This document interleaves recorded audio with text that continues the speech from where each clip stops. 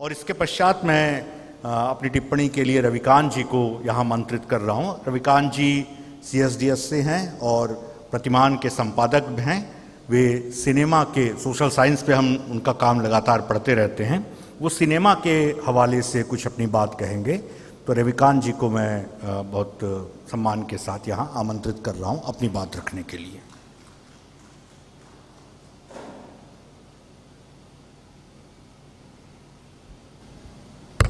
बहुत शुक्रिया।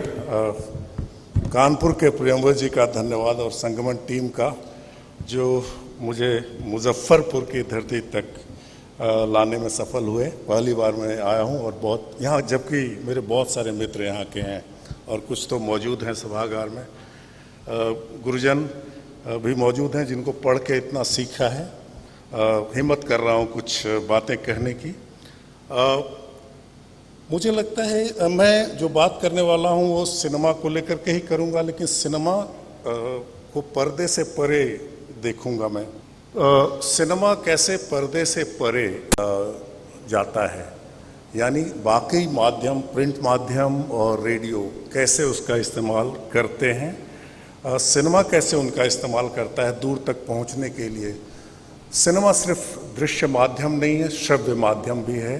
दक्षिण एशिया में कम से कम तो सिनेमा सुना भी जाता रहा है। मैंने इस पर थोड़ा काम करने की कोशिश की है, उसका कुछ अंश आपके सामने पेश कर रहा हूँ, कुछ नतीजे आपके सामने रख रहा हूँ। मैं पढ़ूंगा नहीं, कहीं कहीं पढ़ूंगा और एक क्लिप दिखाऊंगा आपको, ये समझाने के लिए खुद को और आपको कि लोक, जैसा कि मनोज रुपड़ा ने भी बताया, उतना भी स्थानीय नहीं होता। लोक ट्रैवल करता है, उसकी यात्राएं दूर दूर तक होती हैं, वो भी हम लोग को समझना चाहिए। हालांकि लोग हम अक्सर कहते हैं तो आंचलिक की बात करते हैं, स्थानीय की बात करते हैं।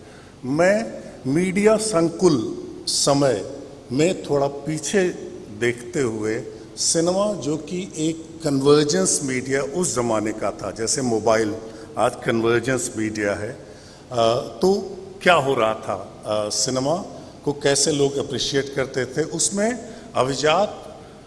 अभिजात्य और लोक का क्या द्वंद्व है, क्या तनाव है। इस पर कुछ चीज़ें मैं कह पाऊँगा 15-20 मिनट में। और जैसे मैं थोड़ा एक्सीड करूँ टाइम, मुझे बोल दीजिएगा बिना झिझक के। तो अब भले ही हमारे मोबाइल में बैठकर सिनेमा हस्तामलक हो गया है, लेकिन ऐतिहासिक तौर पर सिनेमा एक पूंजी संकुल और औद्योगिक माध्यम रहा है, जिसके निर्माण से लेकर विज्ञापन, वितरण और उपभोग तक हर चरण में सरमाए की दरकार होती है। सामान्य तौर पर इसके अभिजात्य की एक वजह यही है, लेकिन यह पूंजी जनता से ही आती है, तो यह माध्यम अंततः लौकिक भी है। यानी निहायत बुनियादी धरातल पर सिनेमा जितना अभिजात है उतना ही लोकप्रिय है। इस सामान्य सी बात के बाद मामला उलझने लगता है कि हम किस तरह की फिल्म को क्या कहें और किस खाने में रखें। क्या दोनों खानों के बीच निर्वात है, अपाट्य खाई है, या दरअसल ये विभाजन महज मटियाही पनमेड़ सा है। पनमेड़ कृष्ण कुमार का अनुवाद है वाटरशेड के लिए, जिसके आर पार और ऊपर से पानी की आवाजाही होती रहती है। बल्कि इससे भी आगे जाकर हम कह सकते हैं कि एक सिनेमा मध्य धारा का भी रहा है। छोटे बजट की फिल्मों की एक सुदीर्घ परंपरा रही जो लोकप्रिय हुई। लेकिन ये सब बड़ा अच्छा लगता है कहने में। एक दौर था 1920 का 30 का, जब सिनेमा को अछूत माध्यम माना जाता था। अच्छे भले घरों की लड़कियों को इजाज़त नहीं थी कि काम करें वो, इसीलिए तो दादा साहब फाल्के ने मर्दों को काम दिया प्रारंभिक सिनेमा में, लड़कियों का काम दिया। ठीक है, तो इस लोक का स्त्री पक्ष क्या है? यही कि उनको इजाज़त नहीं थी, लिहाजा लोग तवायफों से, जिसका जिक्र हुआ, काम लिया शुरुआती दौर की फिल्मों में। 2-3 कोटि की महिलाएं आती हैं शुरुआती फिल्मों में। एक ऐसी महिलाएं जिनको लोकापवाद से कोई फर्क नहीं पड़ता था कि हम देविका रानी हैं, हम रविंद्रनाथ टैगोर के ख़ानदान से आते हैं, जिसको जो बोलना है बोले, ठीक है। दूसरी ऐसी जो आर्मेनियाई मूल की हैं या एंग्लो इंडियन हैं, उनको भी इस समाज के लोकापवाद से ज़्यादा भय नहीं था, तो वो भी आई। और तीसरी तवाइफें जो कि पब्लिक परफॉर्मेंस ही करती आ रही थी, लोगों के बीच ही हमेशा थी, बस अब पारसी थिएटर से हटके और मुजरे से हटके अब उनको बस सिनेमा के आगे, कैमरे के आगे खड़ा करना था। और मज़ेदार है कि जब शुरुआत में ऋषभ चरण जैन और ये लोग सिनेमा पर रिपोर्टिंग कर रहे हैं, इसमें चित्रपट में गोपाल सिंह नेपाली भी जिसके संपादक हुए, तो ऋषभ चरण जैन इस स्थिति में बहुत मज़ेदार तजवीज़ करते हैं कि हमने पारसी थिएटर को, हिंदी की तरफ से वो बोल रहे हैं, पारसी थिएटर को नज़रअंदाज करके दरअसल अपने ही पाँव में कुल्हाड़ी मारी। हम ऐसा नहीं कर सकते। सिनेमा जिस तरह से लोकप्रिय हो रहा है, हमें इसको अपनाना पड़ेगा। लेकिन वह तो कलुषित, कलंकित, काम लोलुप और पूंजी लोलुप लोगों की जगह है। वहाँ पर हम अपनी फूल सी लड़कियों को कैसे जाने देंगे? मैं वर्बैटिम नहीं, लेकिन लगभग सार संक्षेप पेश कर रहा हूँ। वो जो कहते हैं अपने संपादकीय में एक के बाद एक, ठीक है। फिर उनको जो तजवीज़ देते हैं वो अद्भुत है। सिनेमा को फिर कैसे डोमेस्टिकेट किया जाए, है? वो कहते हैं क्यों ना हम अपने लोगों को कपल के रूप में, यानी पति पत्नी के रूप में सिनेमा में भेजें। उससे क्या होगा कि वहाँ का माहौल पारिवारिक हो जाएगा, ऐसा माहौल जो कि अपारिवारिक है, कोठे जैसा है, वो पारिवारिक हो जाए। हिमांशु राय, देविका रानी और कई ऐसे कपल्स बाद में ऐसे बनते भी हैं। मैं ये उस तनाव की ओर इशारा कर रहा था जो लोग के चलते सिनेमा को और बाद में रेडियो को भी पेश करने लायक बनाता है। जब लायनल फील्डन आते हैं यहाँ पर इंडिया में 1930 के दशक में, जो कि कंट्रोलर ऑफ ब्रॉडकास्टिंग थे, तो कहते हैं कि ये लोग क्या कर रहे हैं, उनका रवैया क्या है संगीत के प्रति। यहाँ कोई भी नहीं गाने के लिए आ रहा है। तो बुखारी साहब को सरगुज़श्त में लिखते हैं, जो कि आत्मकथा में, जो कि बड़े अधिकारी थे, आला अधिकारी थे रेडियो के। ऋषिकेश जी जानते हैं इस इतिहास को अच्छी तरह से। उनको भेजते हैं कि जाओ तुम रेड लाइट एरिया में जाओ और वहाँ से तवाइफों से बात करो, उन्हें पटाओ। और तवाइफ के पास जाते हैं, तवाइफ दो चार शिक्षा उन्हीं को दे देती हैं। कहती है कि यहाँ तो आए हो, पॉकेट में कुछ रख के लाए हो कि नहीं लाए हो, ठीक है।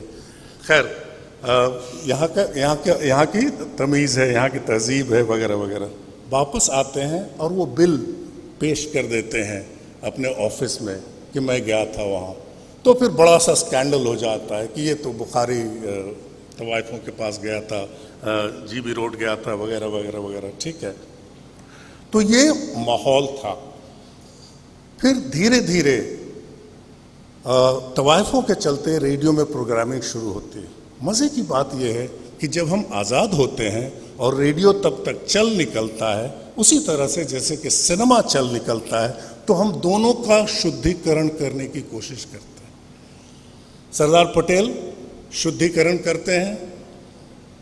वीवी केसकर जो कि उनके मंत्री थे और सबसे लंबे समय तक सूचना व प्रसारण मंत्रालय संभालते हैं, वो शुद्धिकरण कहते हैं। साफ कहते हैं पटेल, हमें शुद्ध करना होगा सिनेमा को, ठीक है। ये शुद्धिकरण लगभग उसी तरह का शुद्धिकरण नहीं था जो 20 के दशक में आर्य समाज ने चलाया था और बाकी हिंदू संस्थाओं ने उस जमाने में चलाया था। शुद्धिकरण सांस्कृतिक शुद्धिकरण, ठीक है, कि जो भी सस्पेक्ट चरित्र का है उसको निकाल देंगे, ठीक है। तो ये 2-3 कहानियां हैं। मैं बाजा को लेकर के 2-3 ढंग से एक और प्रतिबंध हुआ था, 2 और प्रतिबंध हुए थे हमारे इतिहास में। एक जब हारमोनियम को बैन किया गया, पता नहीं आप लोग में से लोग कितने जानते हैं कि हारमोनियम को 1940 के दशक में बुखारी बंधुओं ने ही बैन किया था, लेकिन उसके पहले उन्होंने प्रामाणिक भारतीयों यानी टैगोर से और नेहरू जी से सम्मति ली थी कि आप बता दीजिए कि ये जो हारमोनियम है ये भारतीय संगीत का की जो खास जीनियस है ना, उसके साथ न्याय नहीं करता, इसके सुरों के साथ न्याय नहीं करता, और ये अंग्रेज़ों का बाजा है, मिशनरी इसको बजाते थे, धर्मांतरण करते थे, ये हमारे संस्कार के खिलाफ है, इसलिए इसको जलावतन कर देना चाहिए। और वो किया गया, अर्थी निकाली गई रेडियो स्टेशन पर 1940 में उसकी बाकायदा। मज़े की बात यह है कि जब हम आज़ाद हुए तब भी हारमोनियम बैन रहा। इसके बरक्स आप सिनेमा का इतिहास देखिए और सिनेमा में हारमोनियम की मौजूदगी देखिए, या हारमोनियम की मौजूदगी गलियों में देखिए, या किसी भी संगति में देखिए, क्या कॉन्ट्रास्ट है, कितना विरोध है दोनों में।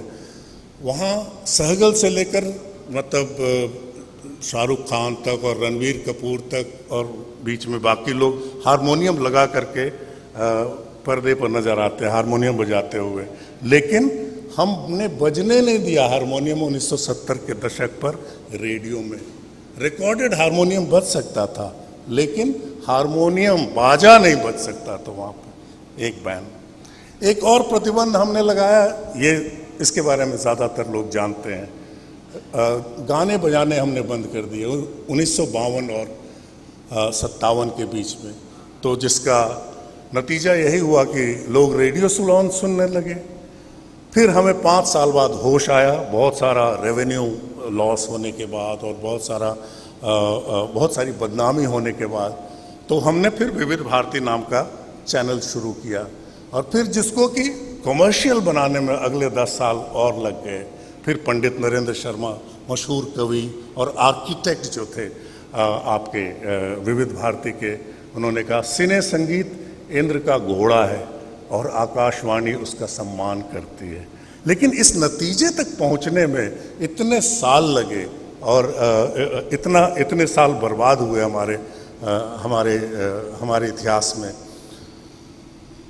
मैं दो बातें और कहना चाहता हूं और एक क्लिप बीच में आपको पहले एक बात कहना चाहता हूं और क्लिप सुनाना चाहता हूं, फिर आखिरी बात कहना ये चाहता हूं कि लोक और अभिजात्य के बीच में, संस्कृतियों के बीच में, सांस्कृतिक खानों के बीच में सब हम लोग कह चुके हैं, ये बात फिर से कहते, सीपेज की, रिसने की या लीक होने की प्रवृत्ति पाई जाती है, उसको आप बंद नहीं कर सकते हैं। ये बात रिकॉर्डेड संगीत पर खास तौर पर लागू होती है, क्योंकि वो जैसे ही रिकॉर्ड होता है सिर्फ स्मृति में कैद नहीं रहता है। और मज़े की बात है कि रिकॉर्डेड संगीत प्रिंट के रूप में भी रिकॉर्ड होता है। आप हाथरस कार्यालय को याद करें, हाथरस कार्यालय जहाँ के काका हाथरसी हुए, लेकिन बाकी लोग भी थे। 1920 और 30 के दशक से उन्होंने पत्रिकाएं छापी। संगीत नाम की पत्रिका अभी भी निकलती है, एक फिल्म संगीत नाम की भी पत्रिका निकलती थी। उसी ज़माने में जब ये पूरा डिबेट चल रहा था कि फिल्मी संगीत शास्त्रीय संगीत का विरोधी है, इसलिए हमें फिल्मी संगीत को प्रमोट करना चाहिए ऑल इंडिया रेडियो पर और फिल्मी संगीत को बाहर कर देना चाहिए। उसी समय पूरे कई पत्रिकाओं में ये डिबेट चल रहा था। नौशाद, एस.डी. बर्मन, सी रामचंद्र और ये तमाम लोग फिल्म संगीत नाम का एक जो जर्नल निकल रहा था उसके एडवाइजरी बोर्ड में थे और कोशिश कर रहे थे ये समझाने की कि दोनों में दरअसल विरोधाभास उस तरह का नहीं है जिस तरह का हम समझते हैं। इसका एक मतलब अभी हाल में हम लोग कुमार गंधर्व पे एक सेमिनार सुन रहे थे दिल्ली में, रजा फाउंडेशन ने ऑर्गेनाइज किया था। उसमें कुमार गंधर्व में ये दोनों पक्ष मौजूद हैं और हमको ये प्रमाण देने की ज़रूरत नहीं है ज़्यादा। एक आखिरी एग्जाम्पल मैं देना चाहता हूँ और वही क्लिप से हमारे जुड़ता है, वो है कि हमारे यहाँ एक कैटेगरी है मुस्लिम सोशल की फिल्मों में। हम हिंदू सोशल नहीं कहते अपनी फिल्मों को, लेकिन मुस्लिम सोशल कहते हैं। हम नेशनलिस्ट मुस्लिम कहते हैं, हम नेशनलिस्ट हिंदू नहीं कहते हैं। हम मान के चलते हैं कि हिंदू तो नेशनलिस्ट ही होता है, ठीक है। ये सब हमारे टर्म्स हैं जो कि पॉलिटिकल साइंस में इस्तेमाल हुए हैं, हिस्ट्री में इस्तेमाल हुए हैं, जर्नलिज्म में इस्तेमाल हुए हैं। हम कैसे लोगों को अपनी मुख्य धारा में, तो मैं इसको खोजते हुए और ज़रा पाकिस्तानी फिल्में देखने लगा 1960 के दशक की, 50 के दशक की। फिर मैंने सोचा कि क्या पाकिस्तान में कोई हिंदू सोशल बनी? जाहिर है मुस्लिम सोशल फिल्में तो 1930 से ही बनने लगी थी हिंदुस्तान में, लेकिन क्या पाकिस्तान में फिर उसी लॉजिक से हिंदू सोशल फिल्में बनी? और मुझे वाकई यूट्यूब ने निराश नहीं किया, वहाँ हिंदू सोशल फिल्में बनी। एक उदाहरण मैं आपको देता हूँ और ये क्लिप सुनते हैं, उसके बाद मैं एक आखिरी बात कह के अपनी बात खत्म करूँगा, है ना।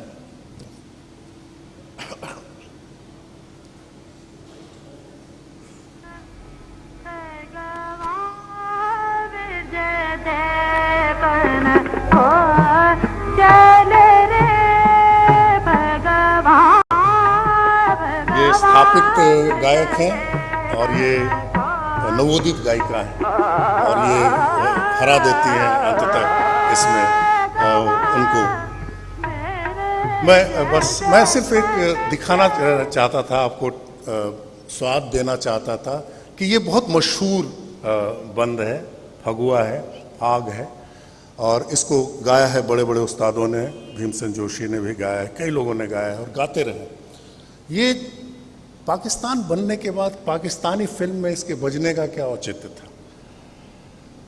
बहुत सिंपल बात है कि स्मृतियाँ अचानक ख़त्म नहीं हो जाती, उनमें भी एक जड़ता होती है, वो और चीज़ें ट्रैवल करती रहती हैं। लोग अपनी यादों के साथ जाते हैं, अपनी संस्कृतियों के साथ जाते हैं, एक जगह से दूसरी जगह तक जाते हैं। इसीलिए वहाँ हिंदू सोशल कुछ फिल्में ही सही लेकिन बनती हैं जिसमें ऐसे गीत डाले जाते हैं। एक और गाना उसी में है, जुग जुग जियो महाराज जी हम तोरी नगरिया में आए, जो कि वहाँ के सूफी खानकाहों में बजते हैं। तो दोनों का एक सम्मेलन मिलता है। लेकिन मैं थोड़ा सा एक और तनाव का स्तर डालना चाहता हूँ कि इतना व्यंग लेखन सिनेमा को लेकर क्यों हुआ है? क्या हमने उस पर सोचा है? व्यंग तभी काम करता है जब हमारा खुद एक दुचित्तापन होता है उस चीज़ को लेकर, उस विषय को लेकर, उस ऑब्जेक्ट को लेकर। तो जैसे रेडियो की बात मैं कर रहा था, तो एक झुमरी तिलैया भी एक मशहूर नाम है। रणेंद्र जी और बहुत सारे लोग उस इलाके से बेहतर परिचित हैं, मैं भी हूँ, चूँकि मैं भी बड़ा हुआ हूँ उधर। तो झुमरी तिलैया पर एक शरद जोशी ने व्यंग लिखा था। लगभग उसी अंदाज में ये व्यंग लिखा गया था माधुरी पत्रिका के लिए, जिस अंदाज में भगवान श्री कृष्ण गीता में आत्मा को समझाते हैं और देह की नश्वरता के बारे में बात करते हैं। लेकिन एक गुत्थी है ना, आत्मा एक गुत्थी है, जीवन एक पहेली है, और जीवन के बाद का जीवन भी उससे भी बड़ी पहेली है। और सबसे बड़ी पहेली तो मैं ही हूँ अर्जुन, है ना, ऐसा वो कहते हैं। लेकिन देख, मैं सब कुछ खोल देता हूँ तुम्हारे सामने। मैं सिर्फ एक कोट उससे सुनाता हूँ। झुमरी तिलैया फिल्मी गीत की अमरता की प्रथम और अंतिम गारंटी है। बम्बई से झुमरी तिलैया तक जो स्वर रेखा खींची हुई है, वही इस देश का असल सांस्कृतिक बंधन है, राष्ट्र की भावनात्मक एकता का अंतिम प्रमाण है। जब तक इस देश में चांद, सूरज और झुमरी तिलैया विद्यमान है, हल्के फुल्के गीतों का वर्तमान सब पर भारी होगा, भविष्य सुरक्षित। फरमाइश तेरा नाम झुमरी तिलैया है। झुमरी तिलैया तू व्यर्थ के गीतों की सार्थक आत्मा है। तू निरर्थक को अर्थ प्रदान करने वाली शक्ति है। गीतों के हर बख्शी को तुझसे आनंद की अनुभूति होती है। हर जयपुरी की तू हसरत है, हर सुल्तानपुरी की तू मजरूह है, हर लुधियानवी की तू साहिर है, हर कल्याण जी की तू आनंद जी है, हर मंगेशकर की लता है, आशा है। तू कहाँ है झुमरी तिलैया, सारे शोर की किशोरावस्था तू कहाँ है? तो मुझे यही रोक देना चाहिए, लेकिन मैं एक आखिरी सवाल छोड़कर जाना चाहता हूं, और वो सवाल परेशान करता है ख्वाजा अहमद अब्बास को। चूंकि मैंने नई धारा, रियलिस्ट सिनेमा, यथार्थवादी सिनेमा पे बात नहीं किया, जानबूझ के बात नहीं किया, क्योंकि वो तो फिर अलग चीज़ है, अलग दिशा में हम चले जाएंगे। लेकिन अब्बास जब बॉबी फिल्म लिख रहे हैं राज कपूर के लिए, तो उसको उपन्यास के रूप में पहले अंग्रेजी उपन्यास के रूप में छापते हैं ताकि उपन्यास भी बिके और बॉबी फिल्म का प्रचार भी हो जाए। ठीक है, उसमें वो लिखते हैं, अगर आपको जानना है कि मैं जो कहानियाँ लिखता हूँ वो कैसे लिखता हूँ तो ये उपन्यास पढ़िए। अगर आप ये जानना चाहते हैं कि उन कहानियों पे फिल्में राज कपूर बनाता है तो कैसी बनाता है ये देखना है तो उसकी फिल्म देखिए। बहरहाल ये भी दोनों देखकर आप तय कर सकते हैं कि मेरी फिल्में फ्लॉप क्यों होती है और राज कपूर की सफल क्यों होती है। बस, शुक्रिया।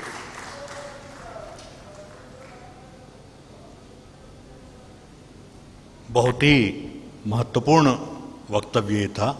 पूंजी को लेकर के अचानक एक फेंड्री जिन्होंने मंजुल भगत क्या नाम है, इन्होंने जो फिल्म मराठी में अभी जो न्यू सिनेमा आया है उसमें बहुत सारे ऐसे लोग हैं जिन्होंने डिस्ट्रीब्यूटर और जो उनकी जो फाइनेंसर उनकी पूंजी को अस्वीकार कर दिया और जनता के बीच बीच गए और थिएटर में प्रदर्शन नहीं हुआ तो बैलगाड़ियों से वो दूर दूर तक गया अपना प्रोजेक्टर लेकर के सिनेमा। एक बड़ा मूवमेंट शुरू हुआ और उस मूवमेंट ने कोर्ट और फेंड्री और इस तरह की फिल्में दी है, तो उसके हवाले से कुछ उसकी ओर संकेत भी किया।